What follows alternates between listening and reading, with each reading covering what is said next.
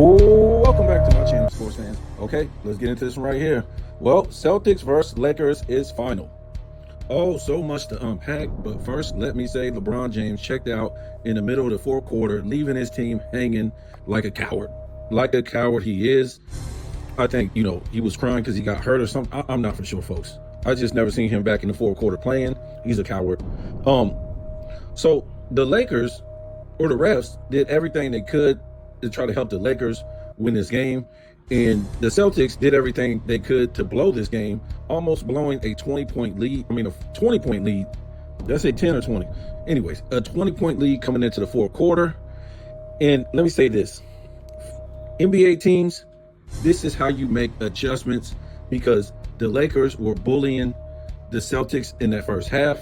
And guess what? The referees were letting them. At one point, check this out. They rewind the replay on Jaylen Brown going up for a basket. And this wasn't the Luka Dončić, where Luka Dončić put his face in the Jaylen Brown. It was another play.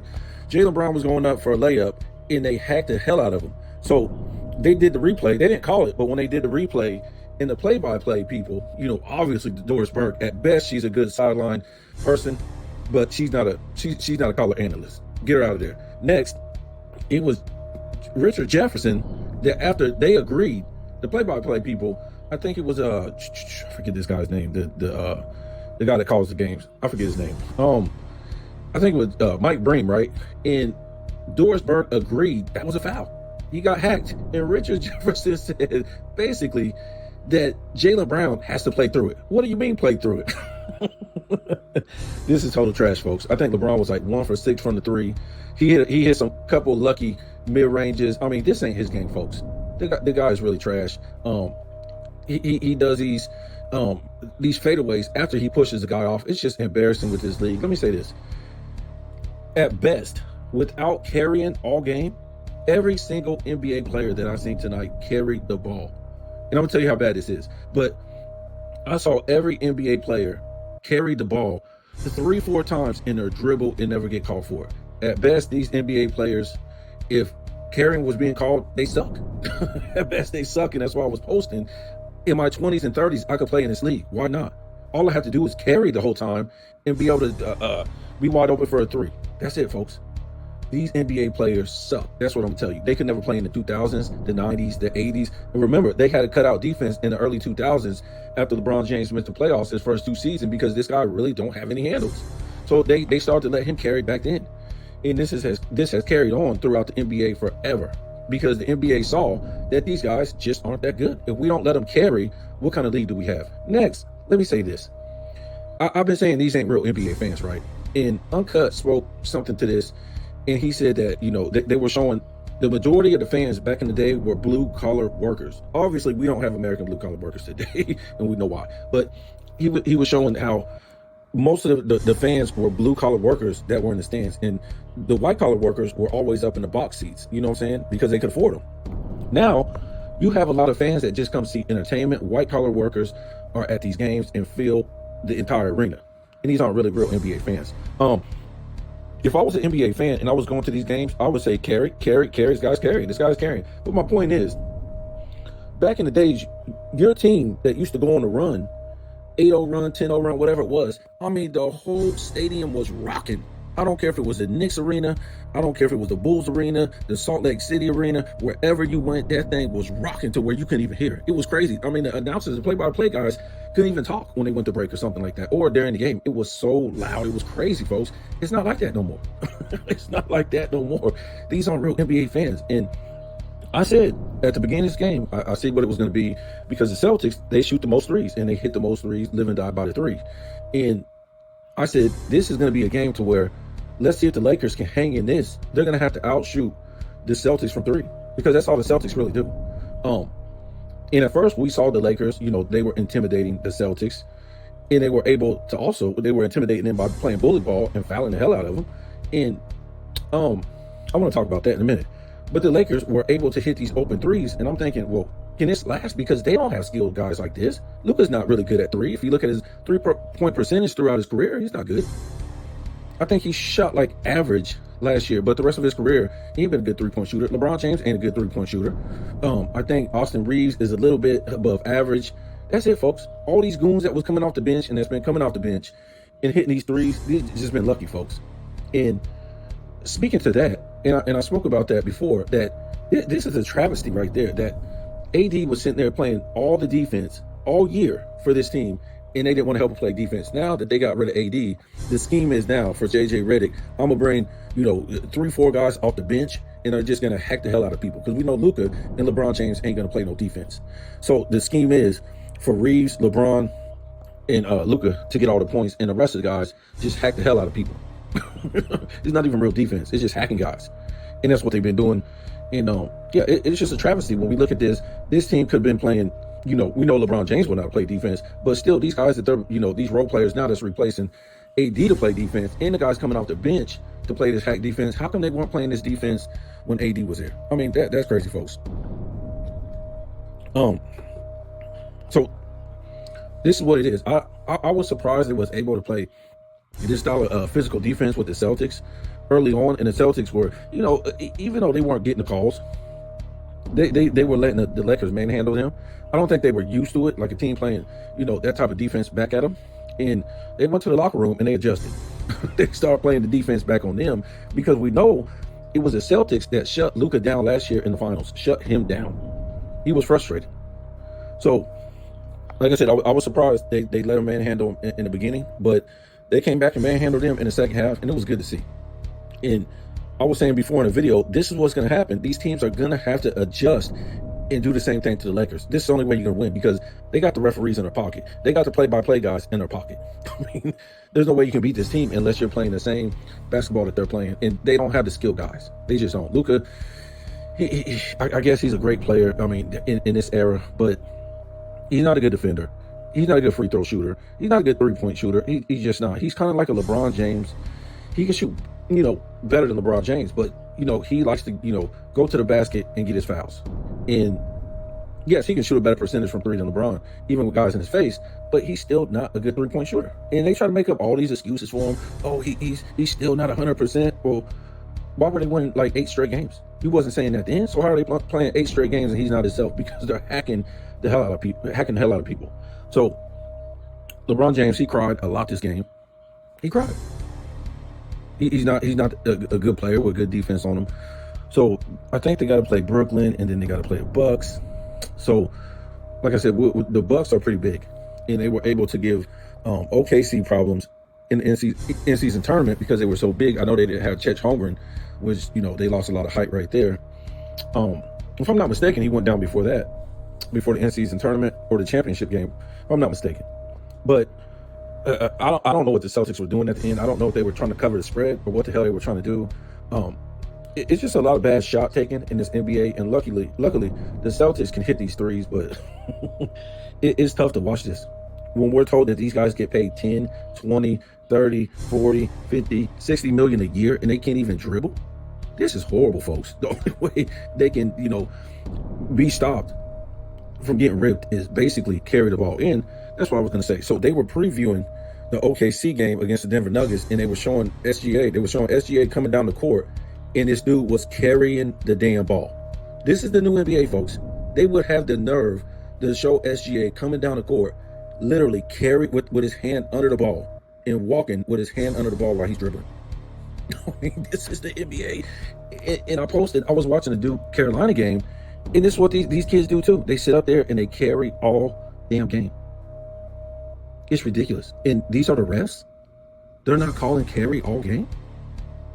They're not calling carry one time, and they're doing it. You probably would be in a tailspin trying to count how many times these guys carry in a game. It has to be hundreds of times these guys carry. If you put all their carries together, it has to be hundreds of times. Not only with their hand under the ball consistently, but shoulder high. It's sad to watch this, folks. This ain't even basketball no more. And to think that these guys, literally, could you go to your job and break the rules?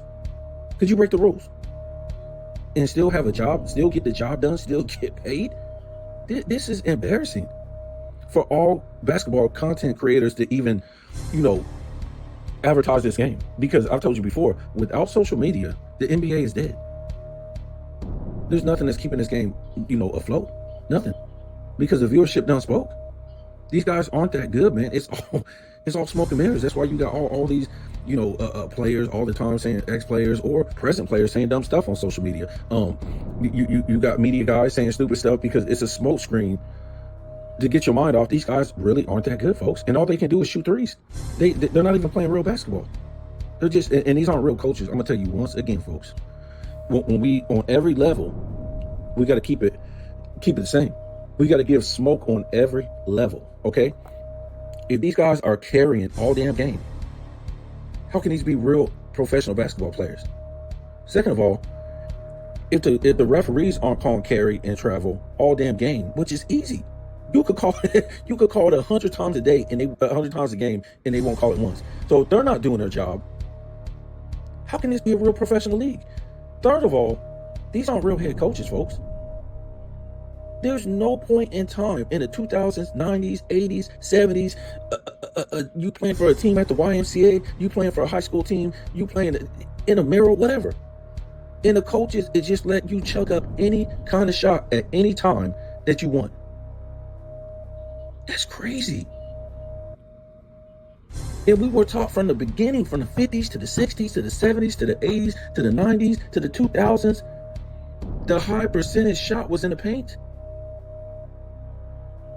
And then the second one was the mid-range. And then the third one was the three. The last resort when the dude is open. These aren't real head coaches, folks.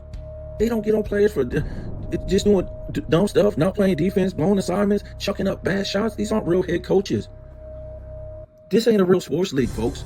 Everybody on YouTube in the basketball community could come on here and try to justify this being a real professional sports league. It ain't.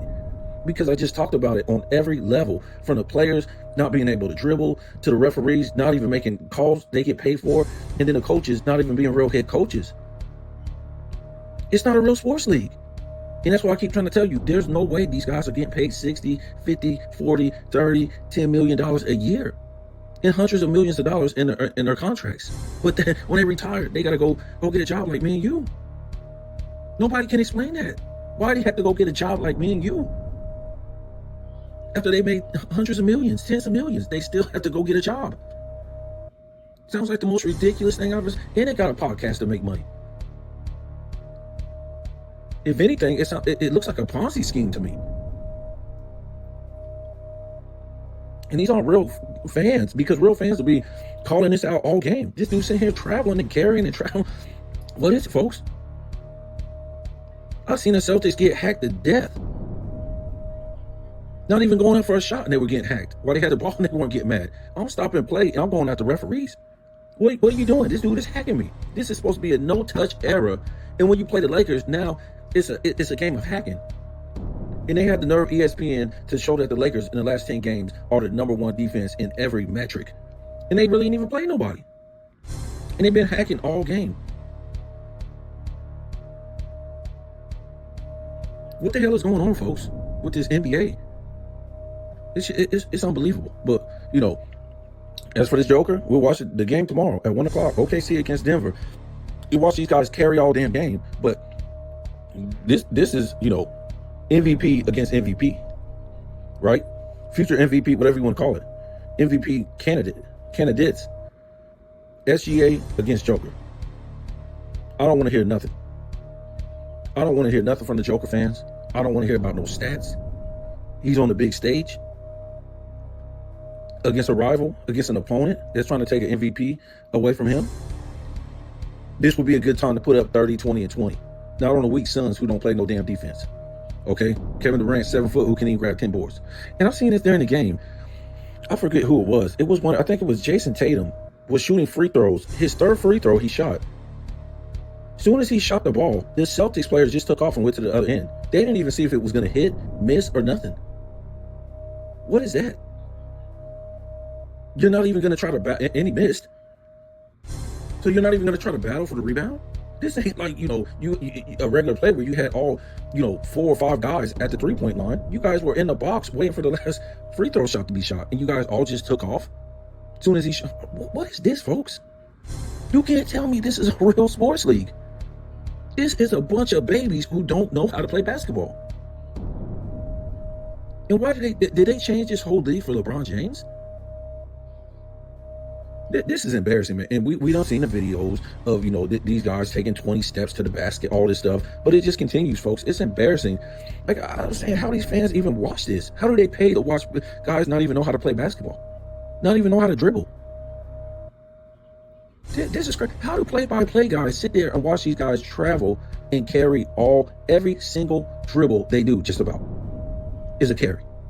And the play-by-play guys don't call this out? To me, the whole NBA is a Ponzi scheme, stealing people's money. Fans, dumb fans that go watch this trash. Because there's no way this can be a real sports league with all this stuff going on. So I'm just going to extend the video. Instead of making a new video about LeBron James' injury report, his fake injury. And when we look back at his injury, he claims that he hurt it at a certain point. And I think it was when he did that turnaround jumper, or whatever, the fake turnaround jumper that he does. I don't know who it was. I think it was on Jaylen Brown or one of those guys. And he did the jumper, fake fadeaway jumper, whatever he claims he does or tries to do. And he made the bucket. Everything was okay. He ran back down to the other side of the floor. And then the Boston Celtics scored. And he puts his hand up for relief. Because at that point, I think he knew the game was out of bounds. This is what I don't get. These guys with these fake injuries, as I call it, because I'm not buying it. They're basically never in pain and agony, and they can't really show us by running up and down the court as these great athletes that they're trying to duke it out, and then bam, come get me. I can't do it no more. It's just all of a sudden, on a drop of a dime, they just put their hand up and want to leave out the game like LeBron James did. It's a phantom foul if you go back and look at it. I remember Luka's phantom foul or Luka's phantom injury. Don't even look like nobody touched him when he was playing with Dallas. He just pulls it. I'm not trying to say you can't get no injury on a no touch, but the way it happened to LeBron James, he wasn't feeling no pain after it happened, because he said it happened after he made that shot, and boom, bam, bam, he was good to go. He didn't show any signs of nothing. I mean, you pulled a groin? When did you pull it? When you turn around and made the shot? Before you made the shot? Right after you made the shot? Because nothing was wrong with the guy. He said he did it when he shot his last shot. Nothing was wrong with him. The video footage shows nothing was wrong with him. He hit the shot and ran down the court. That's it. So if you pull a groin, you could just run right back down the court like nothing was wrong in this area, right? I don't get it. I don't get it. I don't get it. And then I didn't even see him grabbing nothing. I just seen him like wave his hand up. That's it. So I'm not really sure. Dog tripping.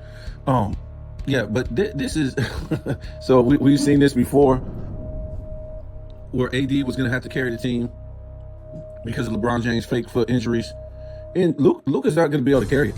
They don't have the personnel for Luka to do that, because Luka's going to have to score 40 points a game. They just don't. I guess they got Reeves. I guess, look, this is going to be very interesting because LeBron James doesn't play defense, so they really don't need him on defense. I guess if Reeves can put up, because we saw Reeves put up good numbers before with LeBron James out. So this is going to be very interesting to see, if Reeves can put up 25 points per game. We've seen Reeves actually play better defense than LeBron James. That's what's so crazy about it. I guess they would have to get, what's his name? Hachimura? They would have to get him back, him put up some points, Dalton connect. They kept him out on the floor a lot yesterday because they knew it was going to be a 3-point shootout. This guy can get to the rim. I saw this guy get to the rim, and the Celtics not even contest this guy because he's not a little body. It's going to be interesting to see what we can see. Those four guys, Hachimura, Dalton Connect, Austin Reeves, and Luka Dončić. Put this on their back. I think Hayes, he should be coming back. They try to make us some excuses because they didn't have Hayes yesterday. Who was I watching? Oh, goodness. who was that I was watching? Like I was watching some. Oof, I had too many drinks. I can tell you that. I'll remember in a minute. That was Skip Bayless. You know, I usually don't even watch his channel. You know, he done ballooned all the way up to, you know, I think 300,000 subs. Skip Bayless is a fool, man. This guy, he done turned into another, you know, Stephen A. Smith, where he likes to lick on LeBron's nuts before he blasts him. He was just saying the most ridiculous things last night. He said Jaylen Brown is underpaid and underappreciated. First of all, we know he's not underpaid. He had got the biggest contract in NBA history at one point. What do you mean he's underpaid? That's the most ridiculous thing we ever heard. But he did give it to Luka. He gave it to Luka prime time. He gave it more to Luka than LeBron James. You know, because he's a fake LeBron James hater. Remember that time he just came out the closet on Undisputed and he said he has never missed a Lakers game ever. He's never missed one Lakers game. Never missed one Lakers game. He said he didn't care if it was his anniversary. He didn't care if it was somebody's birthday. Somebody's birthday in his family. He said all this stuff that was important had to be on the back burner until that LeBron James game was over. It don't matter if he was with the Cavs, Miami, you know, the Lakers, anything with his wife, anything with his family, everything had to be on the back burner until that game was over. Hey boy, sometimes I look at it when I start looking at these old, you know, Skip Bayless clips when he was on First Take. This was a whole different Skip Bayless. A totally different Skip Bayless. I mean, this dude was like Pitbull-like. It didn't matter who it was against. And then when he went to Undisputed, I don't know. He just changed, man. He don't even look like, feel like, sound like the same guy. Yes, he used to, you know, give a lot of hate towards LeBron James, but it was not the same. He wasn't that same stout dude that we seen at ESPN. It just wasn't, folks. If you go back and look at those old clips, he was just like real stout about how he felt. And, you know, he would never let Shannon Sharp give it to him the way Shannon Sharp used to give it to him back in the day, as when he was at First Take. I mean, he used to tear up Stephen A. Smith. He used to tear his ass up. But yeah, Skip Bayless was just saying some stupid stuff last night. You know, basically saying, you know, it wasn't all stupid, but you know, the stuff that I have been saying in this video is nothing like Skip Bayless was saying. I mean, this guy needs to retire, man. He's not a good analyst of the game. I don't know what game he was watching and saying that the Lakers have been this good defense. I guess he's trying to protect what ESPN has been saying. They've been this great defense the last 10 games. They haven't, folks. They've been hacking the hell out of people. Hack-a-Shack. Remember the Hack-a-Shack? The only thing is these guys aren't going to the line that they hack. Shaq was going to the line. So yeah, LeBron James goes down with a fake injury.